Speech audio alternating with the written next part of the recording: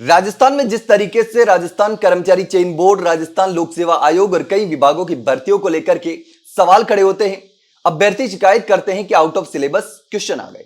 लेकिन अब यह विवाद जो है वो बोर्ड की परीक्षाओं तक जा पहुंचा है। बोर्ड की परीक्षाओं में भी ऐसे मामले देखने को मिल रहे हैं।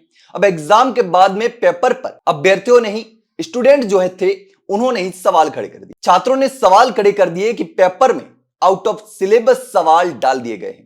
तो आउट ऑफ सिलेबस सवाल क्यों डाले गए? अब इसको नई शिक्षा नीति से जोड़कर भी देखा जा रहा है। विभाग का अपना अलग कहना है और अभ्यर्थियों की अलग शिकायत है। अब जो एक गणित का पेपर था उस पर सवाल खड़े हो गए। तो 12वीं का जो गणित का पेपर था, 12वीं बोर्ड का, उस पर सवाल खड़े हो गए कि आउट ऑफ सिलेबस से क्वेश्चन क्यों दिए गए। अब पेपर में 2 सवाल पूरी तरीके से सिलेबस से बाहर के थे और कुछ सवालों में त्रुटियां भी पाई गई थी। तो इसको लेकर के छात्रों का कहना है कि प्रश्न पत्र में ऐसे सवाल पूछे गए जो कि 12वीं के अप्लाइड गणित के निर्धारित सिलेबस में थे ही नहीं। ये सवाल 6 नंबर के थे। अब 9 मार्च को 12वीं कक्षा का अप्लाइड गणित का पेपर था। पेपर में कुल 38 सवाल थे जो कि 80 नंबर के थे। अब परीक्षा के बाद विद्यार्थियों ने कहा कि अप्लाइड मैथ्स के पेपर में कुछ प्रश्न सिलेबस से बाहर के थे। अब बोर्ड के सिटी कोऑर्डिनेटर जो था संजय पराशर, उसका कहना है कि छात्र की समझ, तर्क क्षमता और ज्ञान के उपयोग को परखा जाता है और ये नई शिक्षा नीति के तहत सारी चीजें की गई हैं। अब आउट ऑफ सिलेबस के सवाल के बाद में एक और बोर्ड की परीक्षा को लेकर विवाद खड़ा हो गया। अब 12वीं बोर्ड के पेपर के क्यूआर कोड से यूट्यूब वीडियो खुलने के मामले में सीबीएसई ने सफाई भी दे दी।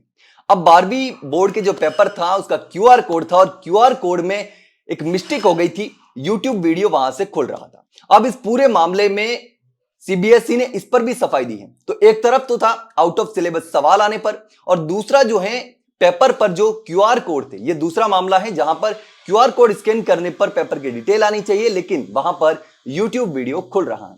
इस पर सीबीएसई ने क्या कहा? तो सीबीएसई ने सफाई दी है और परीक्षा नियंत्रक संयम भारद्वाज ने कहा कि पेपर असली है, सुरक्षा से समझौता नहीं हुआ है, भविष्य में ऐसा दोबारा ना हो इसके लिए कदम उठाए जाएंगे। यानी कि क्यूआर कोड पेपर के सुरक्षा फीचर में शामिल है और इसका इस्तेमाल ये जांचने में होता है कि पेपर असली है या नहीं। तो पेपर असली है या नहीं इसके लिए क्यूआर कोड लगाया जाता है, लेकिन उस क्यूआर कोड से पेपर असली और नकली का पता तो नहीं लगाया जा सका, लेकिन स्कैन करने पर यूट्यूब का वीडियो खुल गया।